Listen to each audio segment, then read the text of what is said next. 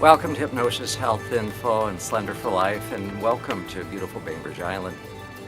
I frequently write and talk about the paleo diet and how unhealthy and untrue it is. And just on May 5th, I did a post on the paleo diet, and I've certainly had several others prior to that. And on May 15th, I did a post about the importance of fiber for heart health. And someone commented to me today about that post on the 15th, and she said, my doctor keeps wanting me to give up dairy, and he keeps telling me to stop eating beef, and he even told me to stop eating chicken and salmon, and which really excited me that her medical doctor was telling her these things. And she said, but I just can't do that. I can't imagine life without having fish and salmon, without having hamburgers, and I gotta have cheese on my hamburgers, and I gotta have my cottage cheese, and I gotta have my ice cream, and she's going on and on about all these things that she has to have. And of course, when she does that, she's given herself some very powerful and negative hypnotic suggestions, telling herself that she can't live without these things and she needs to have them.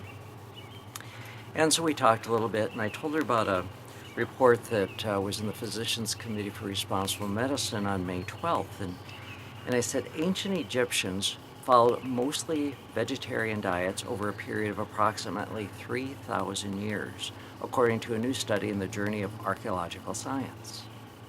Researchers analyzed the hair, teeth, and bones of various mummies who lived in Egypt and found their diet was mostly grain-based with high consumptions of barley and wheat. Based on other research, the authors suspect legumes and vegetables were also staples in the diets. They note that Egyptians from this period are renowned for their exceptional longevity as an organized civilization, especially considering the significant changes politically, culturally, and technologically. Maintaining a diet high in grains reflects ancient Egyptians' knowledge of a sustainable diet.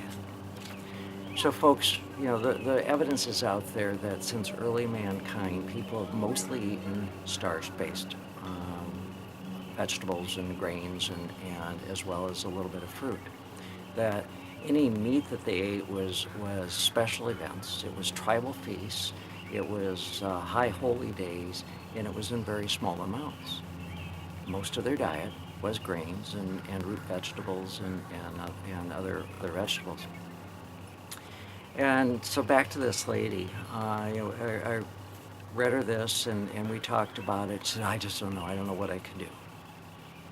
And so we started talking more about hypnosis and how that she could actually, using self-hypnosis, learn to create a large amount of no desire for the ice cream, a large amount of no desire for the butter that she was talking about, and the cottage cheese, and a large amount of no desire for cheese itself.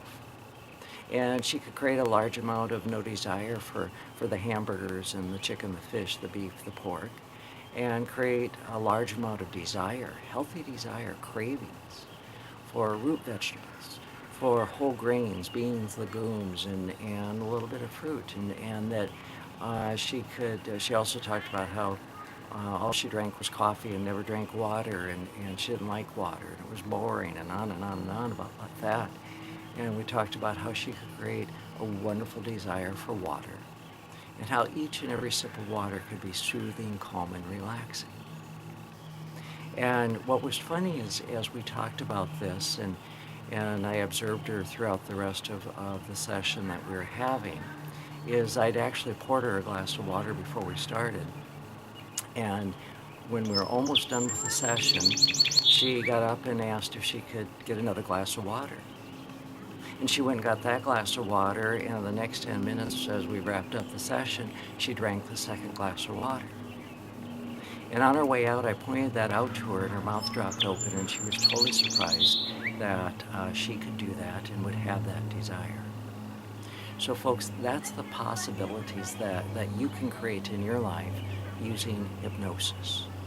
And whether it's here in my office on Bainbridge Island, or over at Peninsula Cancer Center in Paulsbo, or in my office in the Medical Dental Building in downtown Seattle, or out on the coast in Forks, Or I have clients in several states and several countries around the world that I coach online in a platform similar to Skype, but more stable, more secure. No matter where you live, I can teach you these skills.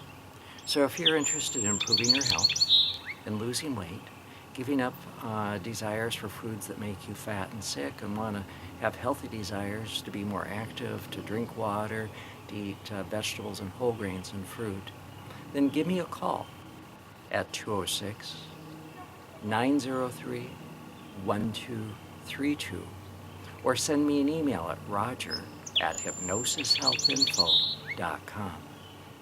And one last thing, folks, I'm standing here next to a lilac bush, and over here is a very fragrant azalea, and the sweet scent is intoxicating. It's this most wonderful smell, and of course the birds are out, and I guess during this video I haven't had any hummingbirds around, but they're certainly out here today and having a great time, and the bees are all having a big party. I wish you could be here to hear more and to smell the wonderful fragrances that are here. So have a great day. I'm Roger Moore.